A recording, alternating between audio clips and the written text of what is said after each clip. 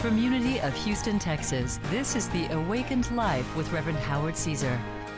Unity is a non-denominational spiritual community providing a positive, practical, and progressive approach to Christianity.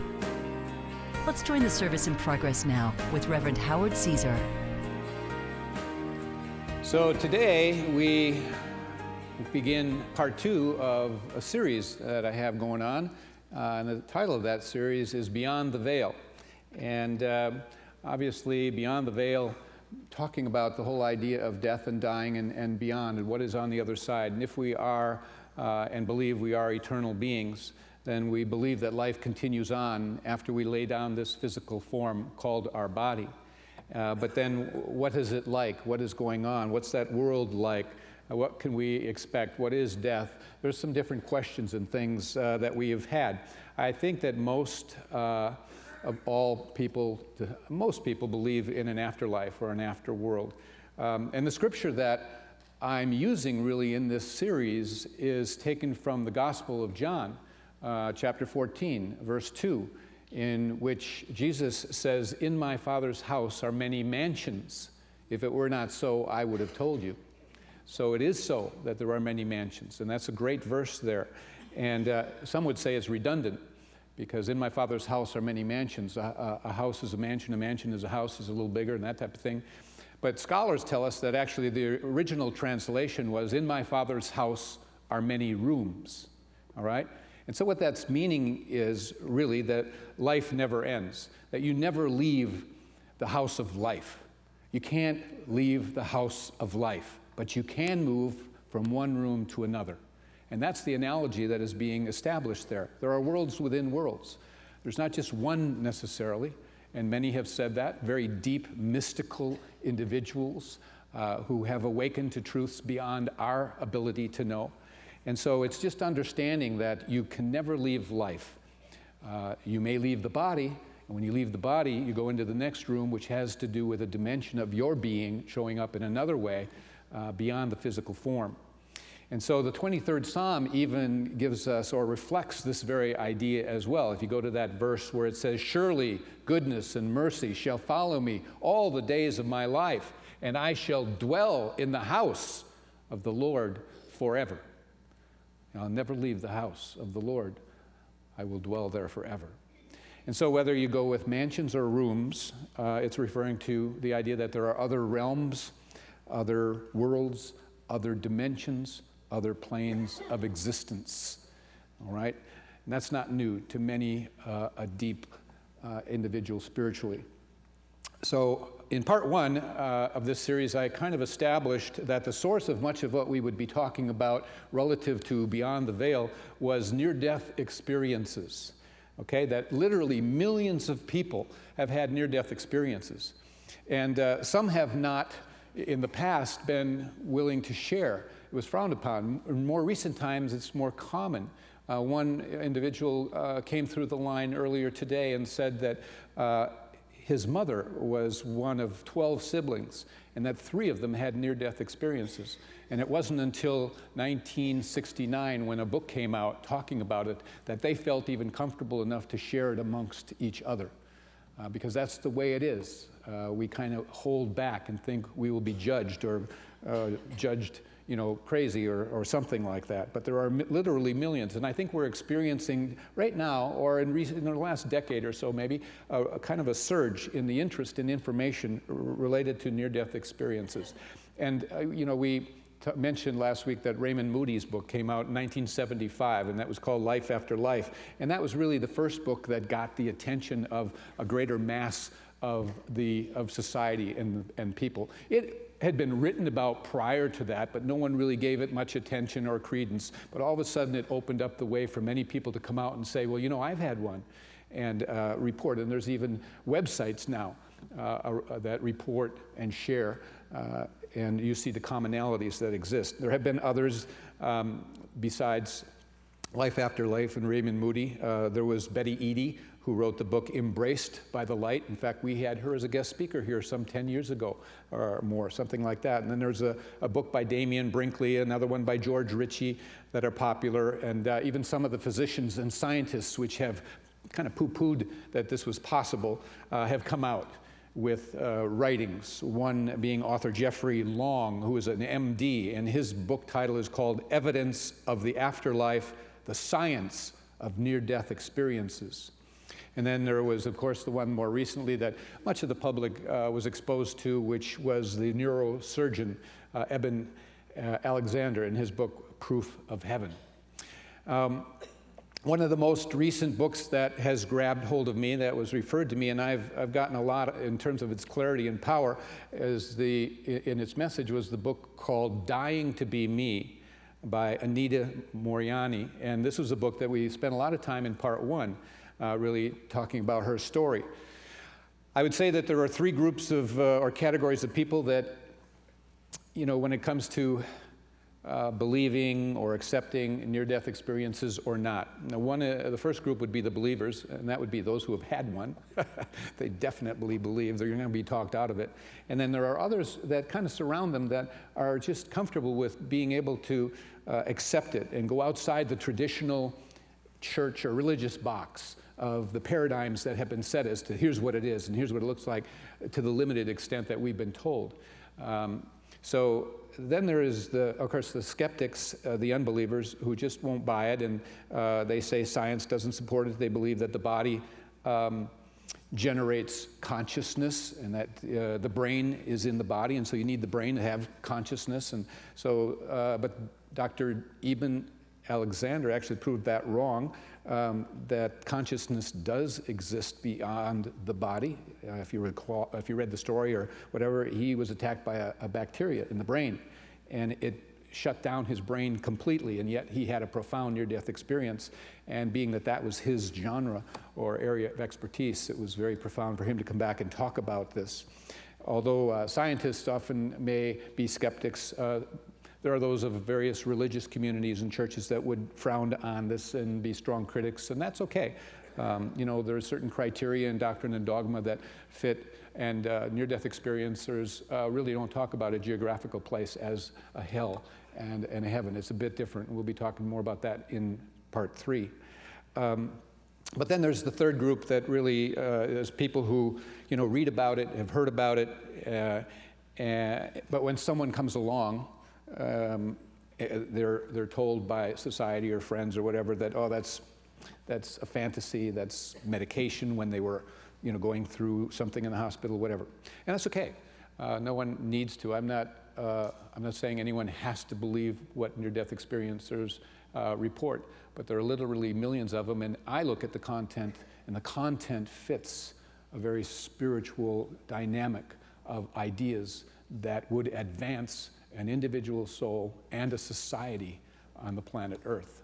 So they are not to be ignored in my estimation. I believe that humanity as a whole is here to learn, to grow, and to evolve spiritually. And I believe that over time there are things that are introduced into the masses that are meant to help us evolve, to kind of awaken us. And at first we may reject them, and then over time we begin to warm up to them. More and more people begin to talk about it. Oh, I've had one of those, I've had one of those. Suddenly we find out there's millions, and suddenly we begin to listen. What's the content of what they have experienced, and what do they have in common? Many may vary, but there's also parts of these near-death experiences that have worth and value for the advancement of the individual and for society and humanity as a whole. Even the word consciousness itself, you know, 4 or 5 decades ago, just didn't exist in the common languaging. It wasn't kind of understood. Now it is very much a part and understood by the common person, the word consciousness. So you can see how things evolve. Not everyone is ready for the content of what this is about, but I think there is a greater openness today than back in, let's say, 1969. In 1969, Kubler-Ross, Elizabeth Kubler-Ross, a very famous lady, wrote her groundbreaking work or book called On Death and Dying.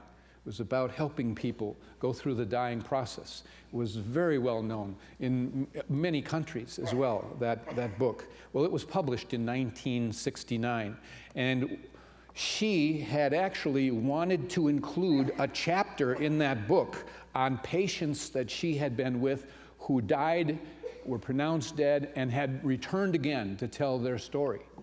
But she was talked out of it by the publisher. It was 1969, and the publisher said, it's potentially going to, be looked on as quackery or something like that, and the content of the rest of the book is so important to get out.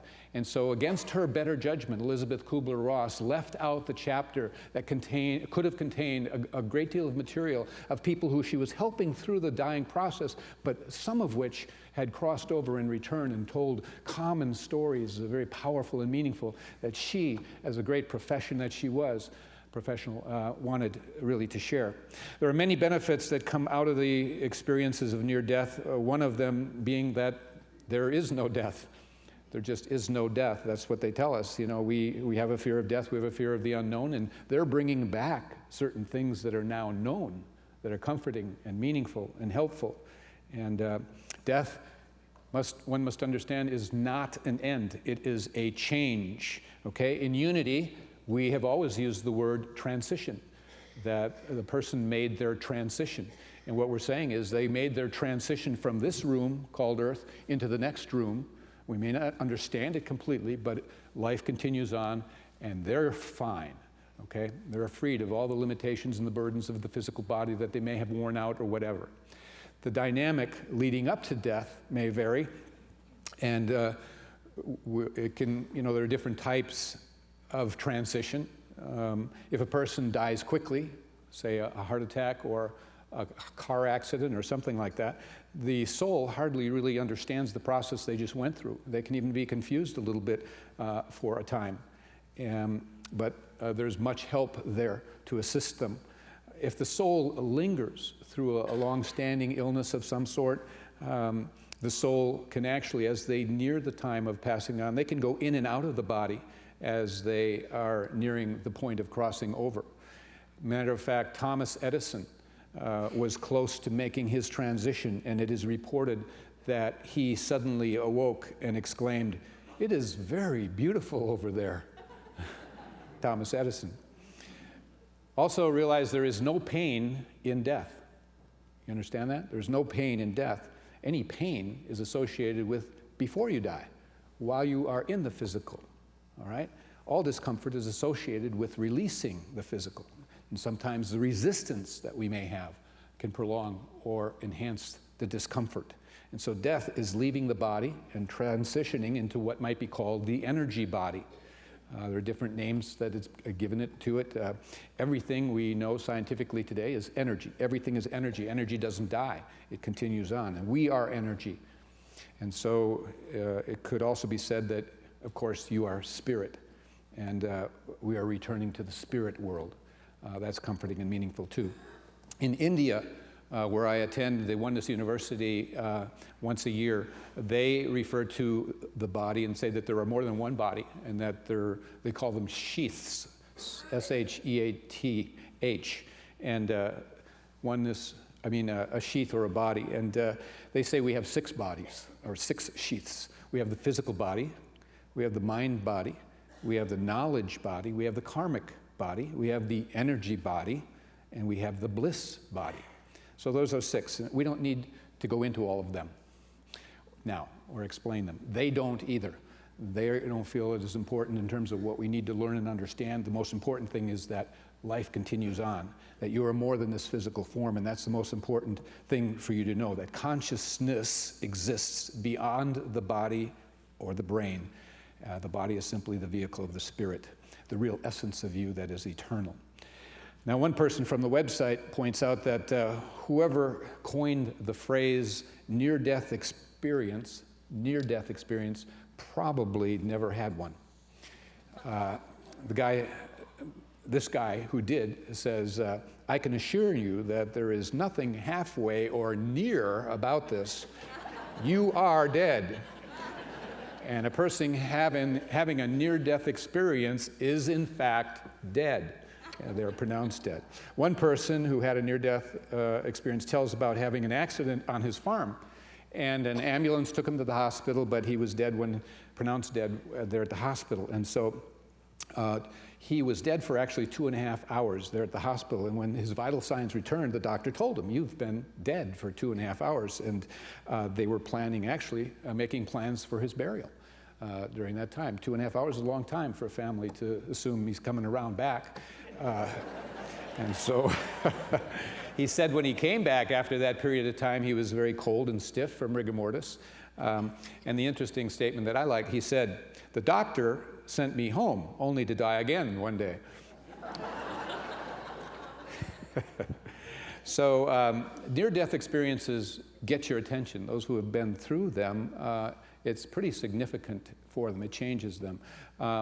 One dedicated atheist, guy named Dr. George Rodanian, he was hit by a car in his homeland of Russia. He was killed instantly. And it was upon arrival at the hospital, they just sent him to the morgue. And this is a very unusual case. It's documented on a website, the full account. And he was there at the morgue for 3 days, and they began the autopsy. And when they were about to begin that autopsy and do some cutting, he returned. And he said his body was very cold, began to shiver, and they stopped, of course, the process and took him to the hospital. And he was in the hospital as a result for 9 months. And he said most of the time spent upon a respirator. But once he got well and got out of the hospital, he went on from there to get a PhD in psychology of religion. He became a priest in the Greek Orthodox Church there in Russia. It has an impact spiritually. Another benefit to near-death experience is that they report that all the senses are enhanced, expanded far beyond and superior to what they had in this life or before death. Those who are deaf or blind in the physical body could hear and see in a heightened fashion, more sharper than anything one could experience or be possible on earth. They could see, interesting, a number of them in my studies, a number of them relate that they can see in all directions, 360 degrees. And they can also hear a number of conversations going on and understand. They're going on simultaneously. And so there's just things that happen. And those individuals who had disabilities in this life, when they stepped over, they were whole again. The disabilities weren't there. An emphasis from the book Dying to Be Me by Anita Moorjani. She was the one that I said last part one of the series, that she had cancer and had a miraculous healing, amazing. And she wanted to be sure that this was not taken in the wrong way. She writes, "One of the hazards is that what I say can come across sounding as though those who don't recover or those who still have cancer and other illnesses are in some way less than those who have healed." She says, this is just not true. If you were here for part one, I expressed how much she used the word magnificent, that we're all magnificent, and she was able to step into her magnificence, and that was part of her healing as well. But she said, I want to emphasize that anyone who still has cancer or who didn't heal is a completely magnificent person. Their reasons for their illness lie in their personal journey and are probably related to their individual purpose. We're all different on different paths. And so one of the benefits, again, of the near-death experience report is that there's clarity around what our purpose is here on earth. Over and over again, it's mentioned, of course, the importance of love. We're here to be love. It's a constant element of the near-death experience. The real purpose of our existence, they say, is spiritual, and to love, to realize the true reality is love. And this was realized by the love that they experienced in the light. You always hear in those about the light. And Anita Moorjani, she said, the amount of love I felt was overwhelming. Love that was complete, pure, unconditional love, like I had never known before, unqualified and non-judgmental. It was not necessary to do anything to prove the individual's worth to God, because we already had it. As a part of creation, each of us is loved, and that is the simple truth. We don't have to do anything, be anything, or have anything than to simply be. She's talking be, love. Love is automatically ours.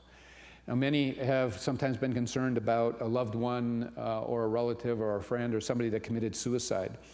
It's certainly not the way to go and not the thing to do, because we are to really weather the circumstances and conditions that we bump up against in life.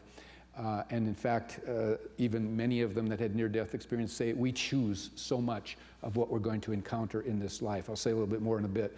But the point I want to make is love is not withheld from anyone who crosses over, including the suicide person. There were those who did seek to commit and did die and returned. And one named Debbie said she was amazed at the love that she felt. She wrote this: "All I could see was the huge, brilliant light now directly in front of me. What I learned next amazed me. I discovered that the glowing golden glove of light was alive. It was a self. It was a living, aware, loving being. Pure love came from that being, and that being was composed of love. It created love, it emitted love, it directed love, it lived on love, it was love." What a series of beautiful sentences. Went on to say that that being knew all of everything I ever was and still loved me. Its love overpowered me. I knew that I was precious to it and treasured by it. She had taken an overdose. Another person named Bobby, who had a near-death experience, wrote, "This love is the purest, truest, deepest, totally unconditional love you could ever imagine. It is communicated to you in the form of feelings. When you receive this love, it is not comprehended in your mind. It is felt in your soul. And that immense feeling of this perfect love shoots straight into your heart as a feeling that you experience. And once you have a taste of it, you will forever be changed." The same person added, "We are not meant to live without spirituality. It is a part of who we are. We are spirits." Now, choosing, those who had a near-death experience tell how they realized or learned that before we were born, actually, we choose the life that we are living in great detail. It's like picking a track that you are going down that gives us the greatest opportunities to learn and gain what we need to accomplish on our soul's next step of growth, learning, and spiritual evolution. And they say that basically we choose our gender, our skin color, our ethnicity, even our body shape, the color of our eyes, even the disabilities we bring into our lives. We choose our parents, we choose general circumstances. And a lady named Stella reported, "It is a series of free will choices and reactions to events that determines the conditions so as to find the destination or to miss it. One can always try and try again. It doesn't matter how long it takes or where it happens. Time and space do not exist in that dimension, or in any dimension, really." The last thing that this lady says, who had a near-death experience, is very important. The only important thing, she says, is to meet the conditions to arrive at the proper destination. In other words, when we're facing with difficult things, we should not try to escape in any way. To actually face it head on and say, you know, on some level I chose this, on some level I'm going to get something to learn out of this. There's something to offer, something to bring to it or gain from it.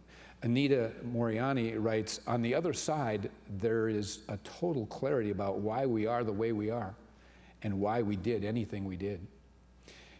She says, "We're here to experience and evolve this physical universe and evolve our own lives. It's unfortunate we keep searching outside ourselves for answers in religion, medicine, scientific studies, books, so forth. The entire universe is within us," she says. "Everything happening externally is to trigger something within us, to thereby expand us and take us back to who we really are." You understand that? That's a very powerful statement.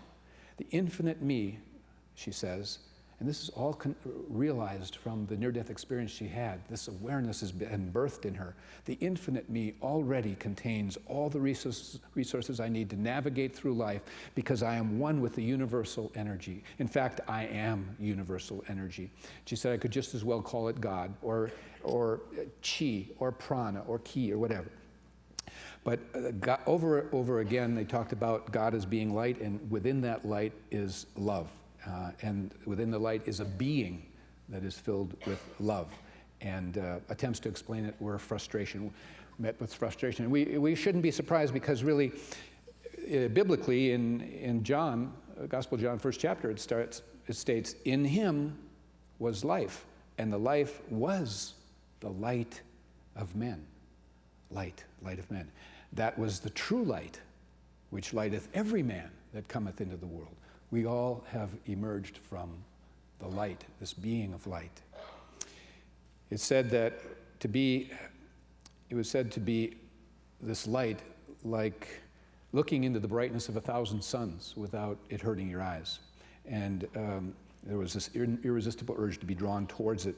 And there was an intelligence within it that interacted and was personal and caring. And it was just a powerful, powerful experience. So I leave with you the idea that, the beauty of near-death experiences is that it tends to validate so much of what I think we teach here. We're a pretty open group, and that's a beautiful thing. And what I get from studying the near-death experiences is clarity around what's important in living one's life. There's a lot that is derived. And a near-death experience is beyond the mind. It's an experience. Anyone that's had an experience, you can't argue with them as it being different, like it wasn't real. It is the most real thing. They would say, this here that we live in now is not real. That's real. And they are emphatic, and they are strong about that. And so, part 3, we will address the life review. There is a great deal that we can learn from the life reviews that were reported that help you better live your life now. And we will enter into looking at what people learned, or what was the takeaway that they have now applied in their life that has made them different. How are they different? We will look at the near-death perspective on heaven, hell, evil, and other teachings to help bring clarity and helpfulness and empowerment in living the most where we are on this side of the veil. Part 3, next week. God bless you all.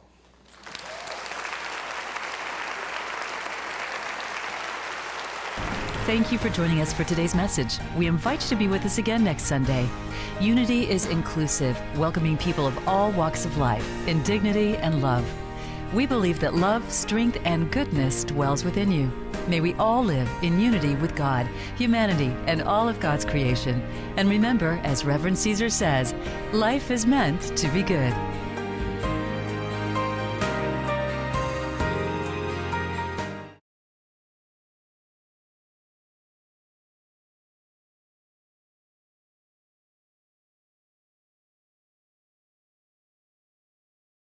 When you visit Unity of Houston, you'll find a spiritual community, a church where you can connect and learn and grow with a progressive approach to Christianity.